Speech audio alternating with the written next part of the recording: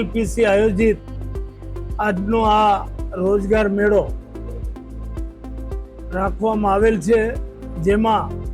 ગ્રામ્ય વિસ્તારના રોજગારલક્ષી તાલીમ પામેલા યુવાનોને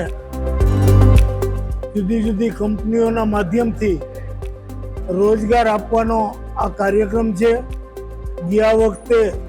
આવા જ કાર્યક્રમ વખતે 400થી વધુ યુવાનોને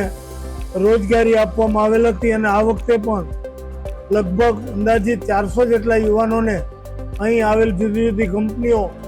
એની લાયકાત મુજબ રોજગાર આપવાના છે